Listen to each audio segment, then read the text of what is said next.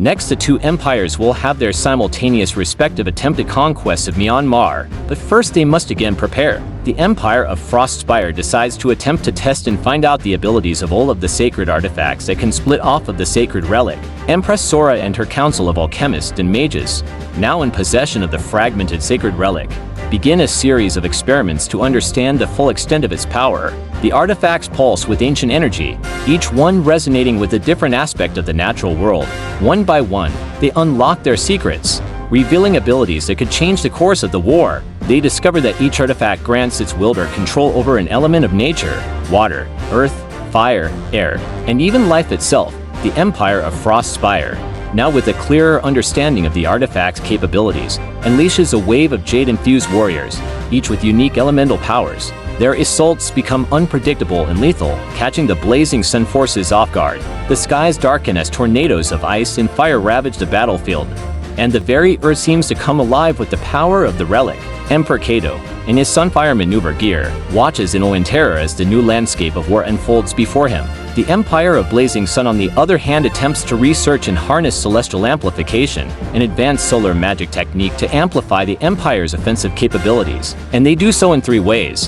1. Study methods to concentrate and amplify solar energy for devastating offensive spells. 2. Enhance the solar flare spell with increased intensity and wider area of effect, aiming to overwhelm Frostspire's defenses. And 3. Train troops in rapid deployment and maneuverability to exploit openings created by solar flare attacks, ensuring swift and decisive strikes. After weeks of intense study and experimentation, the mages of the Empire of Blazing Sun finally crack the code of celestial amplification. The news spreads throughout the Empire like wildfire, raising the morale of the soldiers and citizens alike. Emperor Kato, eager to test this newfound power, orders an immediate demonstration of their capabilities. In a controlled environment, the mages unleash a solar flare spell that dwarfs any seen before. The intensity of the light and heat is blinding, and the resulting explosion leaves a crater in the ground where once stood a mock fortress. The Empire of Frostspire and the Empire of Blazing Sun then begin their respective attempted conquests of Myanmar, but first they have strategies for when they clash with each other in the battle that will decide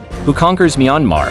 The Empire of Frostspire's strategy elemental convergence consists of three parts. 1. Deploy Jade Guardians adept at switching between ice, earth, and water elemental forms based on tactical needs in Myanmar's diverse terrain. 2.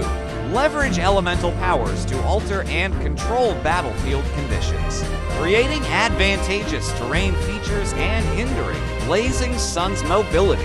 And 3.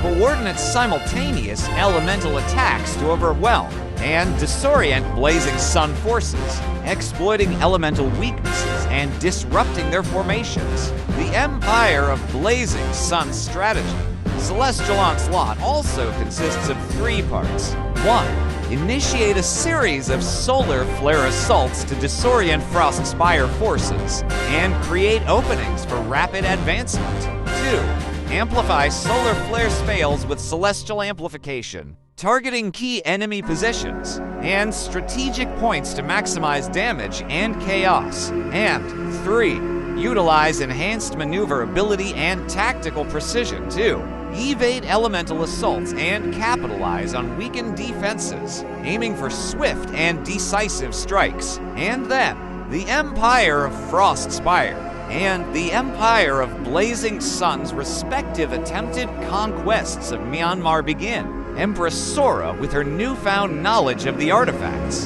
deploys her elemental convergence strategy. Her Jade Guardians, now masters of multiple elements, move across the diverse terrain with unprecedented ease. In the rugged hills, they become living statues of ice, raining down hailstorms upon the Blazing Sun's advancing forces. In the lush valleys, they manipulate the earth to form sudden ravines, swallowing entire units whole. And in the rivers, they transform into whirlpools of water, drowning those who dare to cross. Emperor Kato, anticipating the elemental onslaught, employs his own tactics. His mages, now adept at celestial amplification, begin their relentless bombardment of solar flares. The intense heat and light pierce through the dense jungle, setting trees ablaze and creating smoke screens that obscure the battlefield. The Blazing Sun's archers, shielded by their new Phoenix Flame catalysts, shoot arrows tipped with solar energy that explode upon impact, leaving a trail of fire in their wake. The clash of elements is spectacular, as the jungle becomes a canvas for the dueling forces of fire and ice. Yet, the chaos is not without its toll. The very earth beneath them trembles as the two sides fight for dominance. The rivers boil and the skies darken with ash, creating an apocalyptic scene that echoes the intensity of their conflict. The sounds of steel clashing against jade, the roars of the sunfire engines, and the crackling of ice under the heat of the solar flares fill the air. Empress Sora, riding her jade dragon, orchestrates her troops with precision. The dragon's breath freezes the advancing flames, creating a chilling spectacle that sends chills down the spines of the Blazing Sun soldiers. Yet, Emperor Cato remains unfazed. His phoenix-armored knights march through the frozen wasteland, their fiery swords leaving trails of steam as they cut through the ice. The Inferno Ignition Core is put to use, powering up their weaponry to unprecedented levels. Emperor Cato then turns the Inferno Ignition Core up to its maximum power, forcing the Empire of Frostspire to retreat once more, and thus, the Empire of Blazing Sun controls the entirety of Southeast Asia. Meanwhile, Shadow God Alpha patiently waits, knowing that soon enough, his opportunity to destroy both of the warmongering empires will come. Just not quite yet, but he can wait. He is a patient person. The Empire of Frostspire and Empire of Blazing Sun's next target for respective conquest is the entirety of the Indian subcontinent. But first, they again must prepare. The Empire of Frostspire decides to attempt to develop Peak Walker armor, specialized gear that harnesses mountainous energies to enhance mobility and combat effectiveness in challenging terrains. In the heart of the Himalayas, the Empire's best blacksmiths and alchemists toil day and night. They experiment with infusing jade and the essence of the mountain spirits into their metal, aiming to create armor as agile as the wind and as unyielding as the peaks. The armor, if successful, would allow the wearer to scale cliffs and traverse treacherous landscapes with ease, turning the very mountains into a battleground that favored the Empire. After months of relentless effort, the first set of Peak Walker armor is forged. It's a sight to behold, gleaming emerald scales that shimmer in the light, each plate a testament to the Empire's mastery over the elements. The armor is tested in the harshest conditions, and the results are mixed. While it does indeed grant unparalleled mobility, the energy required to maintain its enchantments is taxing. The soldiers selected to wear it must be both physically and spiritually strong to handle its power. The Empire of Blazing Sun decides to attempt to research and develop Solar Dominion artifacts, relics imbued with solar energies, to establish dominance and strategic superiority in the Indian subcontinent. Their researchers and mages toil in hidden laboratories, studying ancient texts and conducting dangerous experiments. They seek to harness the power of the sun itself, bending it to their will, and forging artifacts that can channel this immense energy. After several months of trial and error, they create a set of prototypes. These artifacts are rumored to be capable of casting powerful spells that can scorch the earth and blind enemies with their brilliance. Emperor Cato, eager to maintain the momentum of his conquest, puts these new weapons to the test. He assembles a small, elite force equipped with the Solar Dominion artifacts and sends them on a reconnaissance mission into the foothills of the Himalayas. The mission is a success. Their adversaries are caught off guard by the sudden onslaught of solar fire, and the artifact's power is undeniable. The news of their victory reaches the imperial court, and whispers of invincibility begin to spread among the soldiers of the Blazing Sun, and thus, the Empire of Frostspire and Empire of Blazing Sun's respective attempted conquests of the Indian subcontinent begin. But, of course, both empires have strategies for their inevitable clash. The Empire of Frostspire's strategy cultural manipulation has three parts. 1. Utilize knowledge gained from cultural studies to infiltrate and undermine Blazing Sun's alliances and local support. 2. Deploy Peak Walker armor-equipped troops to exploit mountainous advantages, where the Inferno Ignition Core doesn't work, setting traps and controlling strategic passes. And 3. Employ elemental convergence to unleash coordinated elemental assaults, exploiting terrain vulnerabilities and disrupting Blazing Sun's formations. The Empire of Blazing Sun's strategy Solar Ascendance also has three parts. 1. Deploy Solar Dominion artifacts to amplify solar magic, creating powerful defensive barriers and offensive bursts. 2. Align solar energies to enhance precision and intensity of solar flare attacks, targeting Frostspire's fortified positions and disrupting their plans. And 3. Utilize solar maneuver gear to swiftly adapt to Frostspire's tactics, exploiting gaps in defenses and maintaining fluidity in mountainous terrain. And thus, the Empire of Frostspire and Empire of Blazing Sun's respective attempted conquests of the Indian subcontinent begin. The Empire of Frostspire's cultural manipulation strategy is put into action. Empress Sora, having studied the intricate dance of diplomacy, sends her most cunning agents to infiltrate the courts of the local rulers. They whisper sweet promises of protection and shared prosperity, subtly hinting at the horrors that await those who side with the Blazing Sun.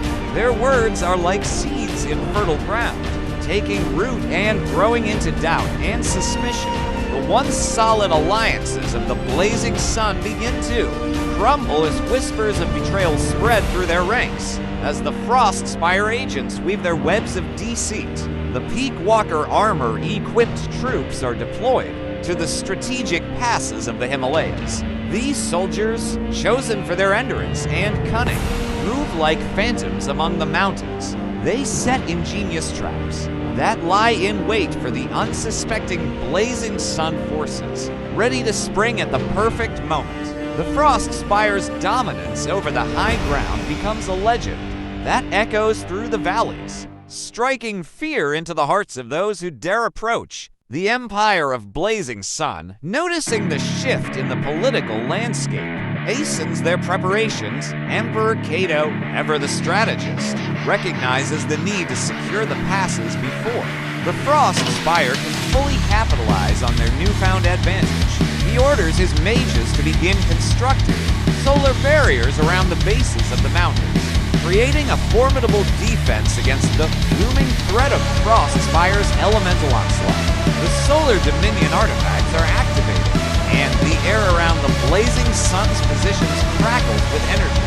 The first clash occurs at the Kyber Pass, where Frostspire's sneak attacks are met with the blinding light of the solar flares, the intense heat, and sudden brightness disorient the Peak Walker armor-clad soldiers, leaving them vulnerable to the swift and precise strikes of the Sunfire maneuver gear-equipped Blazing Sun warriors. The battle is fierce, with the Frostspire's Ice Dragon clashing against the Blazing Sun's Phoenix Sea Dancers, their breaths of fire and frost painting the sky with an eerie dance of destruction. In the heart of the Indian subcontinent, the ancient city of Pataliputra becomes the central stage for the unfolding drama. The grand capital of the Mauryan Empire, long abandoned, is now a battleground for the fate of the continent. Frostspire's elemental convergence meets the Blazing Sun's Solar Dominion in a display of power that leaves the ancient ruins scarred and the earth trembling. The Peak Walker armor, designed for high-altitude combat, gives Frostspire's soldiers an edge in the rugged Himalayan terrain. They scale cliffs and cross chasms with ease, striking fear into the hearts of the Blazing Sun's defenders. However, the Solar Dominion artifacts are not to be underestimated. Their energy shields hold firm against the relentless onslaught of ice and snow, creating an intense heat that evaporates the frost midair. Emperor Cato, Observing the battle from his command post, he sees the weakness in Frostspire's strategy. He orders his engineers to deploy a new weapon, the Inferno Ignition Core. This device, powered by the Phoenix Ashes, releases a fiery shockwave that devastates the Frostspire's ice traps and sends their soldiers reeling. The ground beneath them cracks, revealing molten lava that swallows the unprepared Heat Walkers. Meanwhile, in the shadows, Shadow God Alpha watches the battle unfold with cold detachment. His empire, the Empire of Shadow, has been growing stronger with each victory, and the chaos of this war is ripe for exploitation. He sends emissaries to the weakened states, promising protection and prosperity under his rule. Many, desperate for an end to the endless conflict, begin to pledge their allegiance to the dark deity. Empress Sora, noticing the shifting tides of loyalty, decides to make a bold move. She reveals the true nature of the sacred relic to her troops and the people of the lands she has conquered. The power of the Ice Dragon, once feared, is now a beacon of hope. Her words resonate, and the morale of her forces skyrockets. With renewed vigor, they charge into battle, their icy breaths freezing the very air as they fight for a cause they now truly believe in. The Battle of Pataliputra reaches its climax as the Empire of Frost spires. Jade Guardians face off against them. Blazing Sun's Sunfire maneuvered gear-equipped soldiers. The clanging of metal and the roar of elemental magic fill the air. Emperor Kato, seeing his advantage slipping away, calls upon the Phoenix Flame Capcus, channeling its power into a fiery tornado that sweeps across the battlefield. Yet, the Jade Guardians stand firm, their green energy shields absorbing the heat and redirecting it back into the sky. Empress Sora, feeling the momentum of the battle shift, orders a daring assault on the Blazing Sun's command center. Her elite troops, wearing the new Peak Walker armor, scale the solar barriers with unparalleled agility. As they breach the fortress, they come face to face with Emperor Kato, who stands ready to defend his empire. The two leaders engage in a fierce duel, their elemental powers flashing in a dance of ice and fire. Their fight is intense and exhausting, pushing both to their limits. Sora, her eyes gleaming with the light of the sacred relic, conjures an icy blast that sends Kato reeling. He retaliates with a blaze of solar energy, but Sora's armor absorbs the brunt of the attack. Sensing the urgency of the situation, Kato activates the Inferno Ignition Core once more, unleashing a wave of fiery destruction that seems unstoppable. Empress Sora, though, powers through, leading to yet another decisive clash between them. Blades until Emperor Kato's Phoenix Steel Sword shatters, forcing him to retreat, and with him, his Empire of Blazing Sun, leading to the Empire of Frostspire having ended their losing streak and conquered the Indian subcontinent. And Shadow God Alpha is still observing, knowing that it's just one more battle until they will. Both know that the last battle will be the last, and spend a massive amount of time preparing. And the end of their final battle, he will arrive and destroy both of their empires, the Empire of Frostspire and the Empire of Blazing Sun. Then, next and lastly, are going to do their respective conquests of Russia. But first, they must prepare. After all, this is the last conquest before the big final battle between them to decide everything. The Empire of Frostspire, a bit overconfident considering they won the last conquest, and this last one is in a place of their element. The cold! They decide to simply attempt to develop Arctic Sentinel, units elite troops specialized in Arctic warfare and frost magic. The development of these Arctic Sentinel units is met with both excitement and trepidation. The engineers and mages of Frostspire labor tirelessly in the harsh, frozen lands, pushing the boundaries of what is possible. They incorporate the most advanced technologies and the purest forms of ice magic into the creation of these soldiers. Their armor is crafted from the rarest of materials, fused with ancient spells that make them virtually impervious to the cold. Their weapons are enchanted to freeze enemies on contact, and their eyes burn with a cold blue flame that pierces through the icy fog of battle. The Empire of Blazing Sun, on the other hand, takes this much more seriously and attempts to develop Polaris artifacts relics, attuned to celestial energies for dominating Arctic warfare. Emperor Cato, refusing to be outdone by Frostspire's innovations, convenes his most brilliant minds and mystics to research and develop new weaponry capable of countering the cold. For months, they toil in secrecy, delving into ancient texts and conducting risky experiments in the heart of Japan's volcanic lands. The result of their labor is the creation of the Polaris artifacts, a series of weapons and armor imbued with the fiery essence of the sun and the resilience of the stars. The Polaris artifacts, once completed, are brought before Emperor Cato, who examines them with a mix of awe and apprehension. He holds a sword that gleams with the light of 1,000 suns, feeling the warmth radiating from it. The artifacts are distributed among his most trusted generals, each one a beacon of hope against the encroaching chill of the Arctic. The Empire of Frostspire and the Empire of Blazing Sun begin their respective invasions of Russia. But first, they have strategies for when they end up clashing with each other to end the conquest. The Empire of Frostspire's strategy, Frozen Veil, has 3 parts. 1.